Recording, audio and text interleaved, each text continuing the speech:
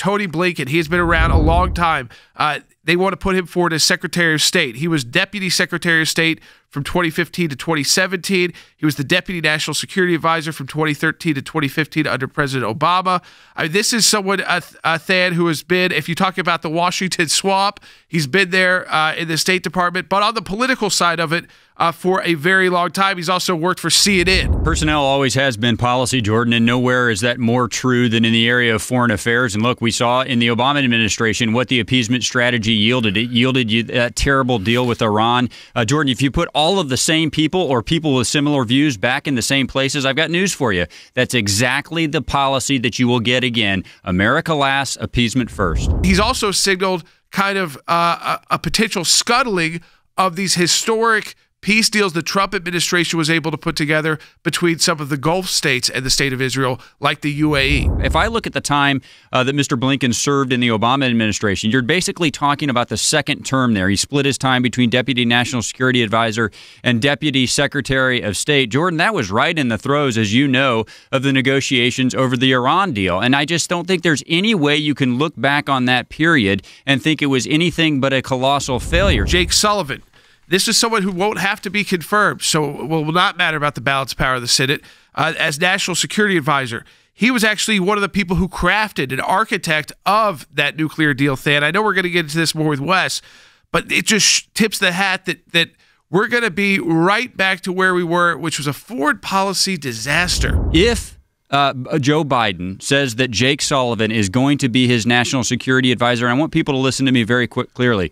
What is Joe Biden telling you? He is telling you he wants to return to the posture where the JCPOA is the leading edge of the foreign policy of the United States. He doesn't have to come out and say it. If he puts Jake Sullivan in this place, Jordan, that is what he's saying. Linda Thomas Greenfield, she's as UN ambassador. That's who Joe Biden wants.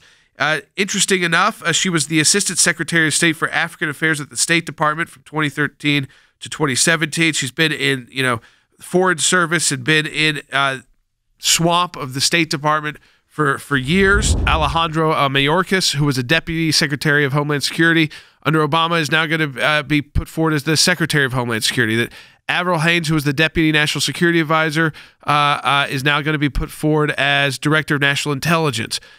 These were all Obama people. The deputy, she was also Deputy Director of the CIA. We were in a geopolitical mess. Yep. We were in a military mess by the time the Biden-Obama administration ended. Going back to the JCPOA, which they want to re-enter, Jordan, people need to keep in mind that the JCPOA did not forbid Iran from getting nuclear weapons. It simply postponed it for about 10 years. And during that interim time, as we inspected them to make sure they're complying with this farce of a nuclear deal, we could not inspect the military facilities, which is the logical place they would do research and development on nuclear weapons. John Kerry is looking to make a comeback, Than, as this time climate czar. Now, this goes back again to those Georgia Senate races and the Green New Deal. The Green New Deal could go right through Congress if Chuck Schumer becomes the majority leader, Than, of the U.S. Senate.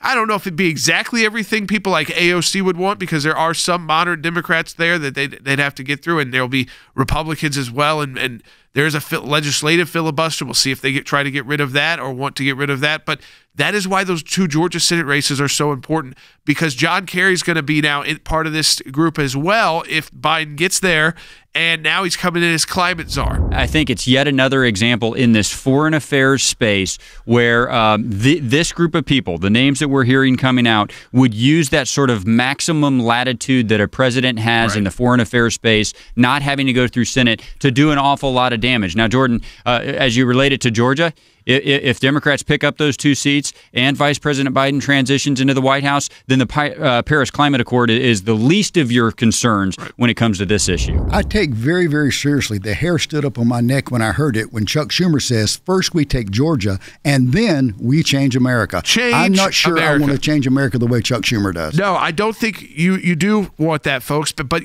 you also, we got to be in this battle right now. Do not just assume that things are going to turn out the way you want them to. That's not how the world works. Prepare for battle. Always be ready.